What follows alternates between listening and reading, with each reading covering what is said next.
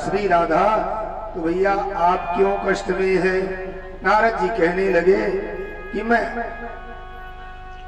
मैं आया था मृत्युलोक घूमने, और मृत्युलोक है, इस लोक में घूमा, एक जगह नहीं घूमा कि पुष्करम चा प्रयागम जो काशीम गोदावरीम तथा अहरि क्षेत्रम कुरुक्षेत्रम स्थिरंगम सेतु बंधनम एवमादिषु तीर्थेषु भ्रममाणा इतस्तथा।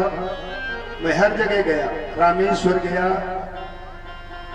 मैं जो है द्वारिकाधीश गया, काशी गया, हर जगह गया, लेकिन देखा क्या कि तीर्थों में जो है भगवान रहते हैं, वहां भक्त रहते हैं, लेकिन ये तीर्थ भी यमनों के द्वारा ग्रसित हो गए।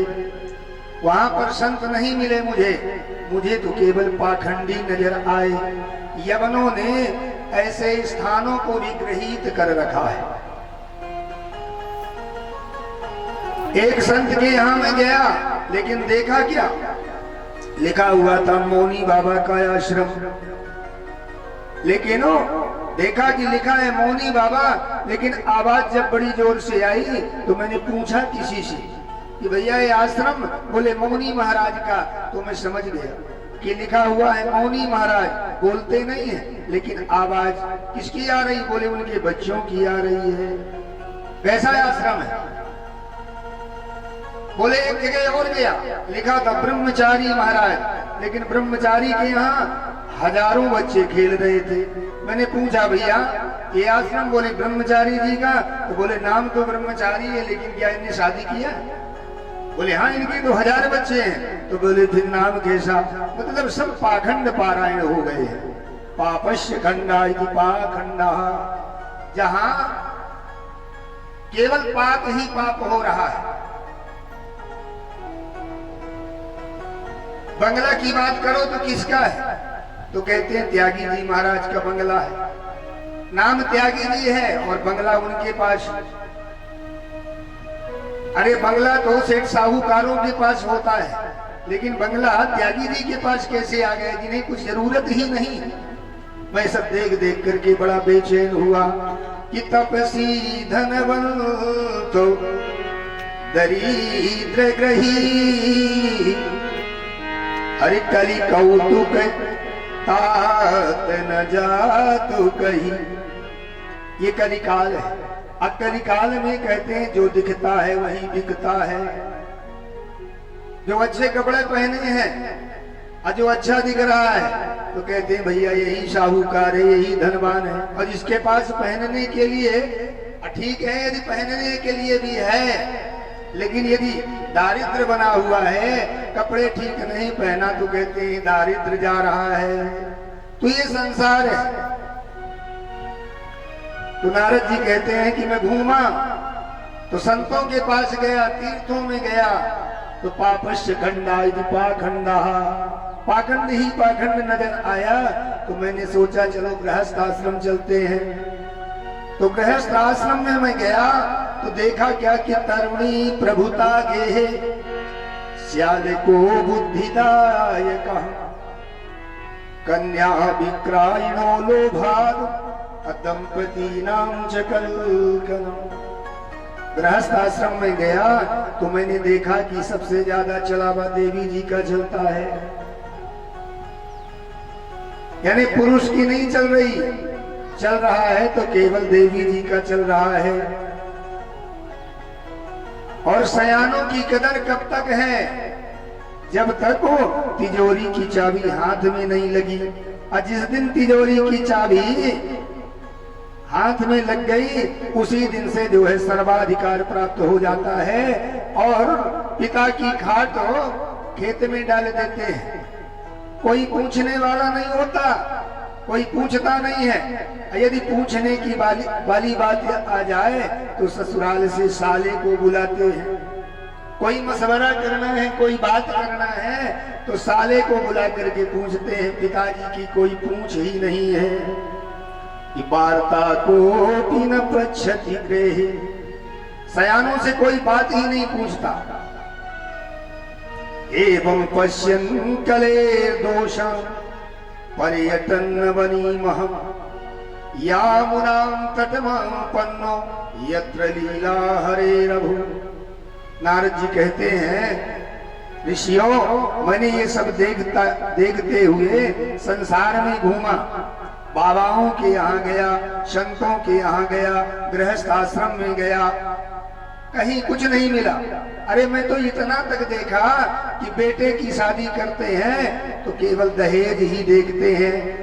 अच्छा दहेज मिल गया तो समधी बना लिया, यदि दहेज नहीं मिला समधी उसको कहा गया है जो बराबर का हो, यानी सम यानी बराबर और धी यानी बुद्धिमान। समधी यानी बराबर का बुद्धिमान होना चाहिए। कि समधी दशरथ जनक पुनीता, दशरथ और जनक वो सब समधी थे, लेकिन आजकल के समधी ऐसे हैं यदि पैसा रगड़ के है, पैसा बढ़िया है, अच्छा दे दिया तो समधी बन गए, यानी जहां सौदा पटा वहीं समधी बने। ये सब देखता हुआ मैं यमुना के तट पर गया और वहां पर जाकर मैंने क्या देखा, तत्राश्चर्यं वयं दृष्ट्वा श्रूयतां तन्मुनीश्वरः एका तु तरुणी तत्रो निष्खिन्ना खिन्न मानुषम्। वृंदावन में जाकर जहां भगवान श्री कृष्णचंद्र ने अनेक दिव्य लीलाएं की हैं वहां पहुंचा, लेकिन एक कौतुक वहां भी देखा कि एक स्त्री बड़ी सुंदर है और वो 16 वर्षीय है और दो बुढ़े उसके सामने पड़े रो रहे हैं। दो बुढ़े पड़े अचेतन अवस्था में आंखों से आंसू गिर रहे हैं और वो स्त्री भी देख देख करके उन्हीं को रो रही है। चारों तरफ उसके अनेक स्त्रियां, कोई पंखा डुला रही हैं, कोई धीरज बंधा रही हैं, कोई पानी पिला रही हैं और कह रही हैं कि भगवान तुम पर कृपा करेंगे, मत रो। नारद जी ने देखा तो विचार किया कि जरा पूछूं तो सही, जाकर के देखूं तो सही कि कौन है। लेकिन नारद जी कहते हैं कि मैं पूछने का विचार किया, लेकिन फिर विचार बदल गया मेरा कि ठीक बात नहीं है। स्त्रियों का स्वभाव ही होता है, थोड़े में रोने लगती हैं, थोड़े में कहो हंसने लगे। और चार बैठी हैं, चार यहाँ पर बैठी हुई हैं, पूछ लिया तो कहीं उल्टा सीधा बोल दिया तो हम बाबा हैं। हम बाबाओं को स्त्रियों के समूह में जाना ठीक नहीं है। तो महाराज जी ने कहा ठीक है, मन में विचार बनाया नहीं जाना, लेकिन लौटने लगे तो स्त्री जो रो रही थी वही आवाज लगाने लगी कि भो भो साधो क्षणं तिष्ठो अमच्चिन्तामपि नाशयो अदर्शनं तव लोकस्य सर्वतागहरं परम। अरे महाराज तनिक रुकिए तो सही, थोड़ा रुक करके जो मेरा ये कष्ट है इस कष्ट को दूर करिए। अरे क्योंकि संतों का दर्शन ही जो है पापों का नाशक होता है, तो आपके दर्शन से ही मेरे पाप नष्ट हो रहे हैं, मैं समझ रही हूं, लेकिन तनिक रुक करके मेरे इन बच्चों का भी तो कल्याण कीजिए। नारद जी सुनकर के थोड़ा आश्चर्यचकित भये, परंतु पूछा देवी ठीक है मैं रुकता हूँ, लेकिन अपना परिचय तो बताओ। तो कह रही कि हम भक्त रीति ख्याता इमौ में तनयौ मतौ अज्ञान वैराग्य नामानौ काल योगेन जर्जरौ। उसने अपना परिचय बताया कि मेरा नाम भक्ति है और इमौ जो ये है ये मेरे बेटा है, तनयौ मतौ दो ये दोनों मेरे बेटा है। नारद जी और आश्चर्य में पड़ गए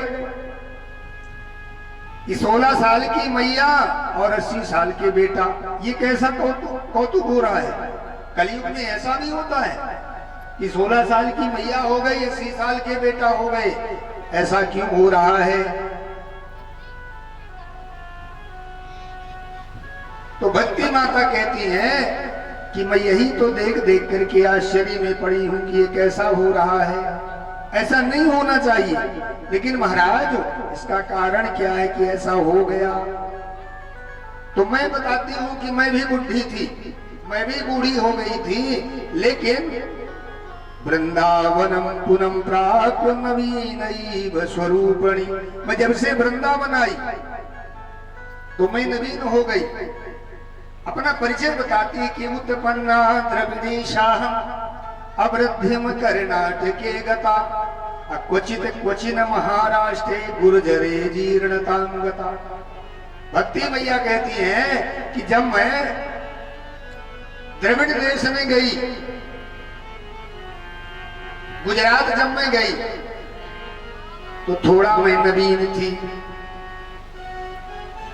जब वो वृद्धिम कर्नाटक, जब मैं कर्नाटक की ओर गई तो मैं और बूढ़ी होने लगी।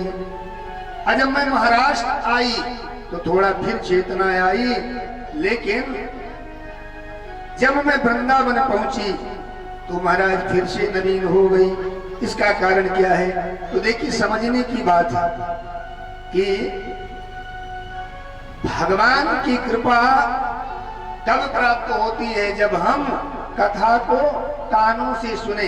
उत्पन्ना द्रविणी शाहम अवृद्धिम कर्णाटके गता, जब हम कानों से कथा को सुनेंगे और जब हृदय में ये कथा जाएगी तो उत्पन्ना द्रविणी शाहम वाग गदा द्रवते यस्य चित्तम, जब हम कथा सुनेंगे और हृदय में बार बार उसे बिठाएंगे तो जब हमारा हृदय द्रवित हो जाएगा कि धन्य है परमात्मा, कितनी करुणा वर्णालय है, उनकी कथा का जब हम बार बार मनन करेंगे तो हमारे हृदय में उनके प्रति प्रेम उत्पन्न होगा।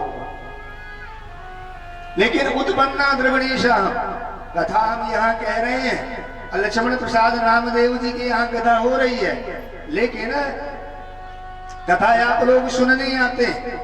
आती क्यों है? तो कुछ लोग तो सोचते हैं कि ना जाऊंगा तो लक्ष्मण भी मेरे यहाँ कथा सुनने न आएगा, इसलिए कुछ लोग कथा में आते हैं। क्यों? क्योंकि पारस्परिक व्यवहार है। और कुछ लोग सोचते हैं नहीं मुझे कथा सुनने जाना है। क्यों? क्योंकि ये कथा से मेरा कल्याण होने वाला है। तो कुछ लोग कल्याण की दृष्टि से कथा सुनने आते हैं और कुछ लोग आते हैं व्यवहार निभाने।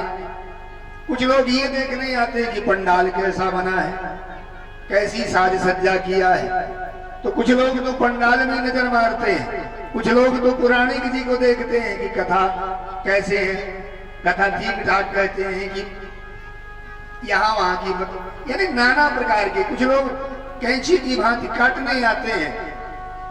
तो उत्पन्ना द्रविणी शाहम वृद्धिम कर्णाटके गता, जब हम द्रवित होंगे,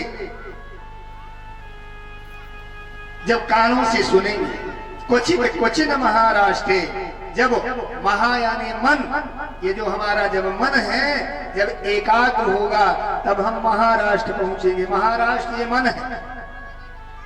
इस महाराष्ट्र में क्यों? मन को मनी बेग में रखना, टिकट बचाकर चोरों से। मन को मनी बेग में रखना। जब तक मन को एकाग्र न करोगे, किसी ने कहा कि तोरा मन दर्पण कहलाए, ये तोरा मन दर्पण कहलाए।